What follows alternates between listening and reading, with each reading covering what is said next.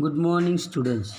આજે ગુજરાતીમાં આગળ અભ્યાસને વધારતા એકમ 8 કાવ્ય આભારનો અભ્યાસ આપણે કરીશું. આ કાવ્યનો સાહિત્ય પ્રકાર સોનેટ છે. સોનેટ મૂળ ઇટાલિયન કાવ્ય પ્રકાર છે.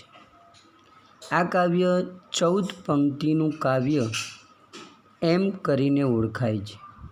શરૂઆતની 12 પંક્તિઓમાં પ્રશ્ન કે પરિસ્થિતિની રજૂઆત કરવામાં આવેલી હોય છે. છેલ્લી 2 પંક્તિ ધ્રુવ પંક્તિ તરીકે ઓળખાય છે. તેમાં કાવ્યનો સાર, બોધ કે ચોટ રજૂ થયેલો હોય છે. આ કાવ્યના લેખક ઉષ્ણસ ઉપનામથી જાણીતા નટવરલાલ કુબેરદાસ પંડ્યા છે. તેમનો જન્મ વડોદરા જિલ્લાના સાવલી ગામે થયો હતો. તેમણે અધ્યાપક તરીકે, આચાર્ય તરીકે કામગીરી કરી હતી. આ સોનેટમાં કવિએ આધુનિક યંત્રયુગને ચિત્રાત્મક રીતે એટલે કે શબ્દો દ્વારા ચિત્ર દોરીને આપણી સમક્ષ મૂક્યો છે. માનવજાતે કુદરતથી મોં ફેરવી લીધું છે. એટલે કે આંગણામાં રહેલા વૃક્ષોને પણ કાપીને માણસે પોતાની જરૂરિયાત માટે સિમેન્ટ કોન્ક્રીટના મકાનો ઊભા કર્યા છે. આપણા જ્ઞાન પ્રમાણે આપણા પૂર્વજો જંગલોમાં રહેતા, આનંદથી રહેતા અને લાંબુ જીવન જીવતા. પણ આજે આ ટેકનોલોજીના યુગમાં, યંત્ર યુગમાં આપણે જીવીએ છીએ, પણ કેટલી મુશ્કેલીઓથી ઘેરાયેલા છે.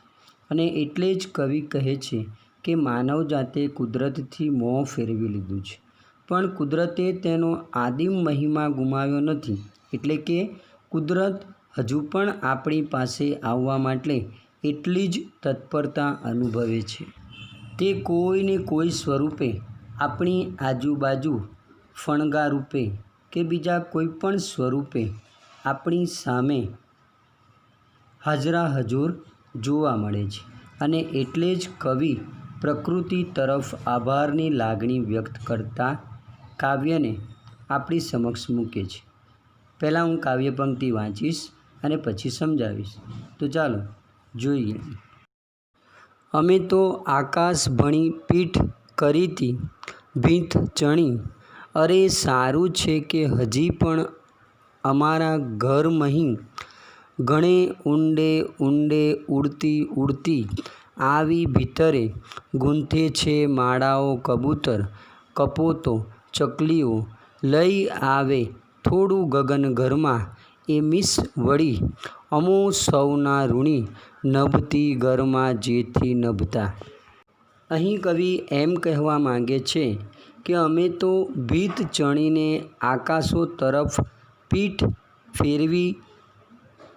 ફેરવી લીધી હતી, પણ સારું છે કે હજી પણ અમારા ઘરમાં ઉડતા ઉડતા ખૂબ અંદર આવીને કબૂતર, હોલા, ચકલીઓ માળા ગૂંથે છે. એ બહાને તેઓ થોડું ગગન ઘરમાં લઈ આવે છે. અમે એમના ઋણી છીએ. તેઓ ઘરમાં નભે છે, તેથી અમે નભીએ છીએ.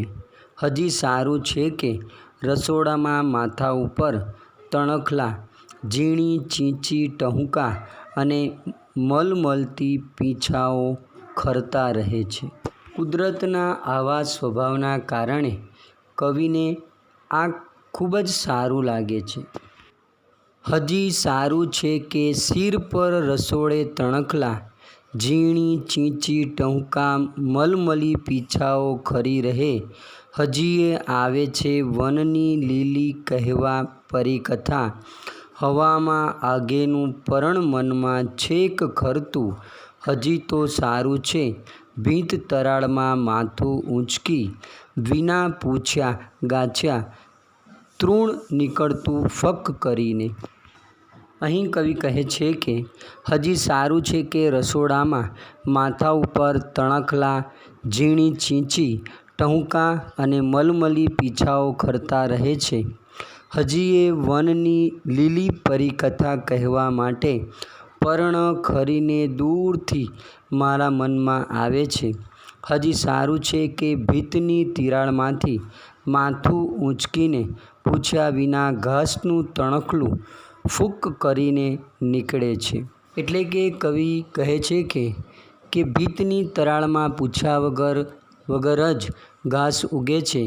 આમ માણસે ઊભી કરેલી કૃતક અને કઠોળ ભીતોને તોડીને પણ પ્રકૃતિ તેની પાસે દોડી આવે છે. ભલું કે મિટ્ટીમાં હજી વનતણા આદિમ મૂળો, હજી વાળા છોડે નથી ઉઘડતા પ્લાસ્ટિક ફૂલો.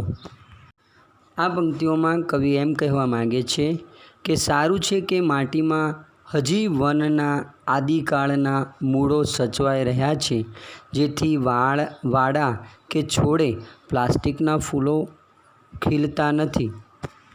અંતિમ આ બે પંક્તિઓમાં કવિ એમ સમજાવવા માંગે છે કે ચોટદાર ધારદાર રીતે વ્યક્ત કરવા માંગે છે કે માટીએ તેનામાં હજી પેલા આદિમ મૂળો સાચવી રાખ્યા છે, જેથી વાડ ઉપર કે છોડ ઉપર પ્લાસ્ટિકના ફૂલો નથી ખીલતા.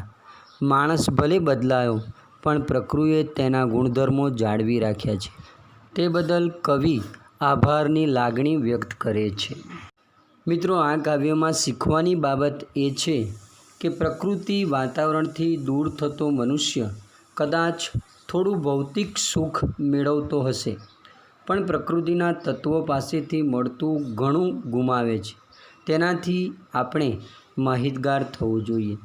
ગ્રામ્ય સંસ્કૃતિ, ગ્રામ્ય પરિવેશ, પશુ પક્ષી તરફથી આત્મીયતા પુનઃ વ્યાપક બને તે માટે આપણે પ્રોત્સાહન પામવું જોઈએ. ઘરમાં ઘૂસી ગયેલા નકલી ફૂલો એટલે કે પ્લાસ્ટિકના ફૂલો પાસે સુંદરતા હશે, પણ ફૂલની અસલ સુગંધ, કોમળતા, સજીવતા નથી. તે અંગેની ચર્ચા કરીને પ્રકૃતિ તરફ પાછા વળો ની ઝુંબેશ આપણે કરવી જોઈએ અને આ ગંભીર પ્રશ્ન માટે સતર્ક બનવું જોઈએ. પોતાના ઘરમાં કે આસપાસ પક્ષીઓના માળા, પક્ષીઓના કુંડા વગેરેનું કેટલીક સંસ્થાઓ વિતરણ કરતી હોય છે, તેનો પરિચય આપણે મેળવવો જોઈએ અને આ અબોલ જીવ માટે આપણે યોગ્ય સગવડો પણ ઊભી કરવી જોઈએ. પ્રકૃતિ જેટલી સચવાશે તેટલા આપણે પણ સચવાઈશું.